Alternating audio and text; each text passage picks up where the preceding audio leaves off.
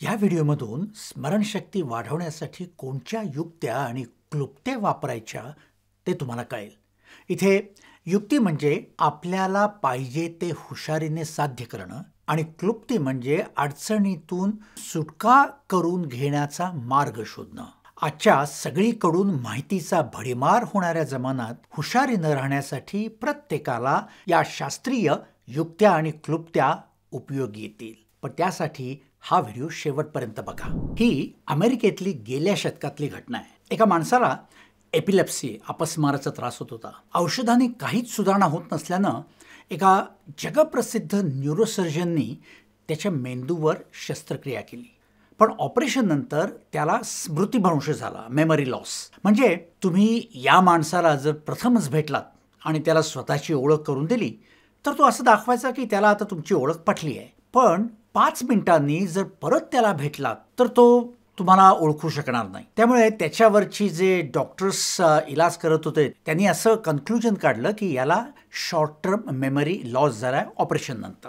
पण त्याच्यानंतर असं लक्षात आलं की त्याचा तो जो मेमरी लॉसचा प्रॉब्लेम आहे तो एवढा साधा सरळ नाही. कारण समजा तुम्ही त्याला भेटायला गेलात आणि पहिल्यांदाच भेटल्यानंतर त्याला एखादा विनोद सांगितला तर तो विनोद सांगितल्यानंतर तो एकदम विनोद समजून तो खळखळा हसायचा. आणि 5 मिनिटांनंतर तुम्ही परत त्याला भेटलात तर तो तुम्हाला अजिबात ओळखायचा नाही. पण तुम्ही जो विनोद तोच विनोद परत सांगाल त्यावेळेस तो हसायचा नाही. आता तुम्हाला माहिती आहे की विनोद पहिल्यांदा सांगितल्यानंतर जेवढी त्याची गंमत वाटते तो परत सांगितल्यानंतर तेवढी वाटत नाही आणि माणसं काही तेवढी हसत नाही. तर याला जो पहिल्यांदा विनोद सांगितला जायचा तो विनोद त्याच्या लक्षात राहायचा, पण माणसाची ओळख मात्र त्याच्या लक्षात राहायची नाही.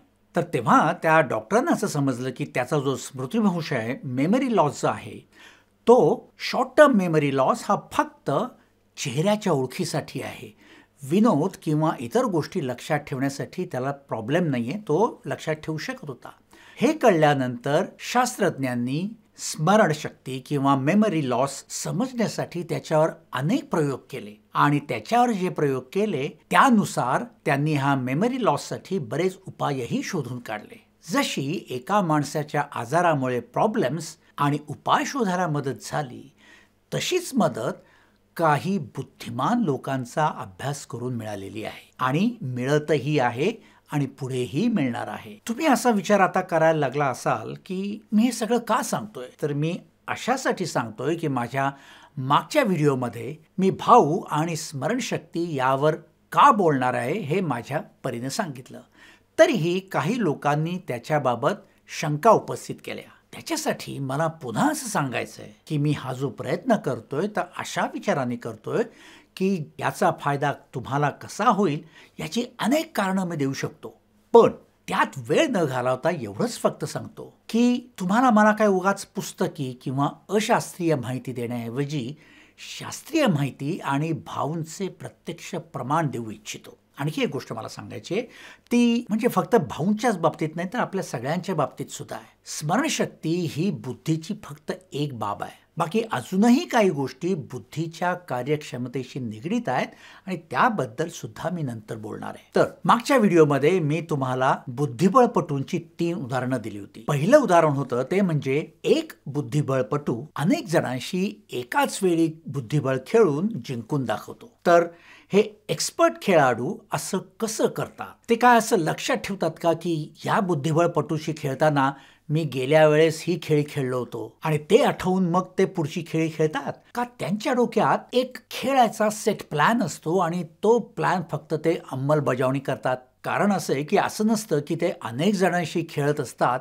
म्हणून त्यांना खेळण्यासाठी जास्त वेळ मिळतो. त्यांना तेवढाच वेळ मिळतो जेवढा बाकीच्या खेळाडूंना मिळतो. तर त्याचं उत्तर असं आहे की ना त्यांच्या लक्षात असतं की आधी कुठली खेळी खेळली ते, ना त्यांच्या डोक्यात असा सेट सिक्वेन्स असतो खेळायचा. ते जेव्हा एका बुद्धिबळाच्या पटापाशी येतात तेव्हा बघता क्षणी किंवा ती बुद्धिबळाची सिच्युएशन बघून काय खेळायचं ते ठरवतात. ते असं जेव्हा खेळायचं ठरवतात त्यावेळेस ती जे स्मरणशक्तीची पद्धत वापरतात त्याला पॅटर्न रिकॉग्निशन असं म्हणतात. मराठीत त्याला असं म्हणता येईल की या तज्ज्ञांच्या डोक्यात हजारो लाखो खेळी साठवलेल्या असतात आणि नवीन पटापाशी आल्यानंतर ते पटाची परिस्थिती बघून काय खेळायचं ते ठरवतात. पण तरी याच्यात एक मेख असते.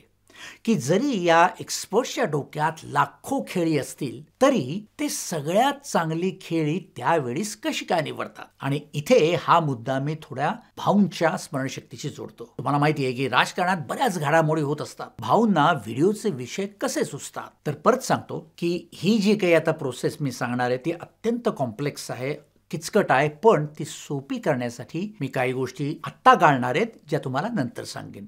हे असं कशासाठी करतोय तर ही प्रोसेस तुम्हाला समजायला आणि त्याच्यानंतर वापरायला सोयी होईल. कारण ही मला माहिती आहे की हे जरी मी सोपं करून सांगतोय तरी काही जणांच्यासाठी किचकट आहे, पण थोडं सहन करा कारण याचा फायदा तुम्हाला खूप पुढे होणार आहे. तर बुद्धिबळाच्या तज्ज्ञांना चांगली खेळी कशी काय आठवते आणि भाऊंना चांगला व्हिडिओचा विषय आणि त्याच्या संबंधीच्या गोष्टी कशा काय बरोबर आठवतात. तर आता इथे मी मागच्या व्हिडिओमध्ये बुद्धिबळपटूंचा एक प्रयोग सांगितला होता, त्याच्याशी संबंध आहे की ज्याच्यात मी शॉर्ट टर्म मेमरी म्हणजे तात्पुरती मेमरी आणि लॉंग टर्म मेमरी याचा संबंध सांगितला होता. त्या प्रयोगाबद्दल परत बोलण्याआधी मी नेहमीच्या जीवनातलं उदाहरण देतो. आता आपण एखाद्या दुकानात काही गोष्टी विकत घ्यायला जातो. असं समजा की तुम्ही एका किराणा मालाच्या दुकानात गेलात आणि तुम्ही काउंटरवर त्या विक्रेत्याला तुम्हाला काय काय गोष्टी पाहिजेत ते सांगता आणि तो विक्रेता किंवा त्याच्याकडे काम करणारा माणूस त्या गोष्टी जिथे ठेवल्या असतील किंवा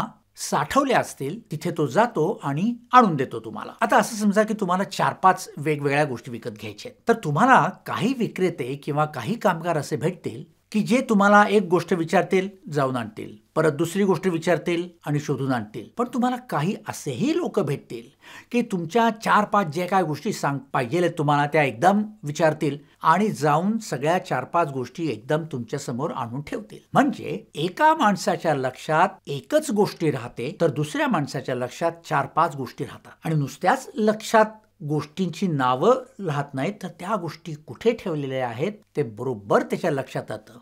आता हे उदाहरण मी जे दिलंय ते मागच्यासारखी शॉर्ट टर्म मेमरी म्हणजे तात्पुरती आठवण आणि लॉंग टर्म मेमरी किंवा कायमची आठवण यात अननुभवी आणि तज्ञ यांच्यात काय फरक असतो ते सांगायला. याचं कारण असं आहे की मागच्या व्हिडिओत सांगितल्याप्रमाणे आपल्या मुख्य आठवणी आपल्यापर्यंत पोहोचण्यासाठी आपल्याला शॉर्ट टर्म मेमरीची मदत लागते. आता थोडा वेळ तुम्हाला परत शास्त्रीय माहिती सांगणं गरजेचं आहे कारण ही माहिती समजून घेतली तर स्मरणशक्ती वाढवायचं तंत्र किंवा टेक्निक तुम्हाला चांगलं कळेल. या शॉर्ट टर्म मेमरीचा एक वीकनेस असा आहे, एक कमजोरी अशी आहे की आपल्याला जास्तीत जास्त 9 गोष्टी शॉर्ट टर्म मेमरी म्हणजे तात्पुरत्या लक्षात ठेवता येतात. उदाहरणार्थ तुम्हाला एखादा फोन नंबर सांगितला तर तुम्ही कितीही हुशार असलात तरी 9 पेक्षा जास्त आकडे तात्पुरत्या मेमरीत शॉर्ट टर्म मेमरीत लक्षात ठेवता येत नाही. अर्थात जास्त आकडे लक्षात ठेवायच्या काही युक्त्या आहेत आणि त्या मी नंतर सांगणार आहे.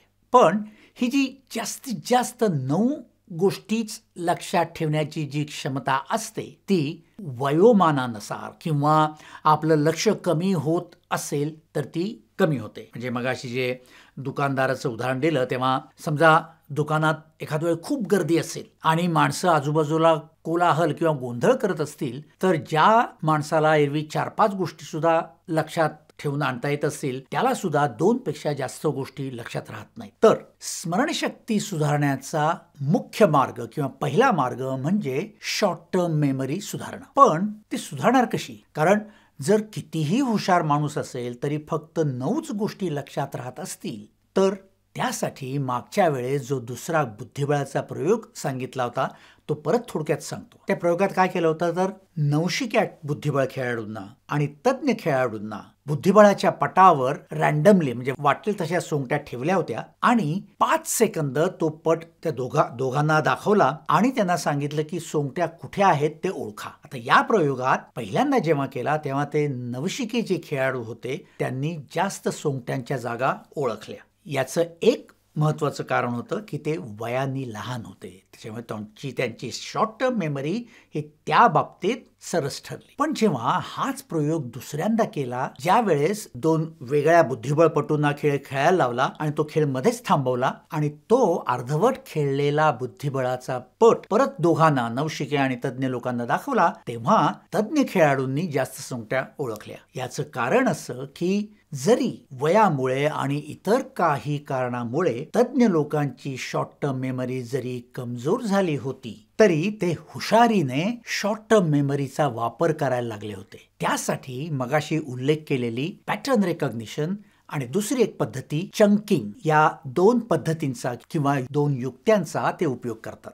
त्या कशा प्रकारच्या युक्त्या आहेत आणि त्या कुणालाही कशा वापरता येतील हे आपण पुढच्या व्हिडिओत बघणार आहोत. आता हा व्हिडिओ स्मरणशक्ती वाढवण्यासाठी असल्याने तुम्हाला नेहमीप्रमाणे लाईक करा, शेअर करा, सबस्क्राईब करा, बेलचे चिन्ह क्लिक करा याची आठवण करावी का नाही याचा मी विचार करत होतो. तेव्हा माझ्याच असं लक्षात आलं की मीच हे विसरलोय की स्मरणशक्ती वाढवायचा सगळ्यात खात्रीशीर उपाय म्हणजे रिपिटिशन, परत परत लक्षात ठेवायला सांगणं, घोकंपट्टी करून घेणं हाच सगळ्यात खात्रीशीर उपाय आहे. म्हणून मी परत तुम्हाला सांगायचं ठरवलं. तेव्हा हा व्हिडिओ आवडला तर लाईक करा, शेअर करा, सबस्क्राईब करा आणि मुख्य म्हणजे कॉमेंट करा. कारण काय आहे की मला तुम्हाला फुटकळ माहिती द्यायची नाहीये, किरकोळ सल्ला द्यायचा नाहीये, पण त्याचबरोबर फार बोजड आणि अव्यवहारी असं सुद्धा काही सांगायचं नाहीये. हा जो बॅलन्स आहे तो तुमच्याकडून येणाऱ्या कॉमेंट्सवरनं बरोबर साधता येईल. तेव्हा तुमची मतं जरूर सांगा. नमस्कार.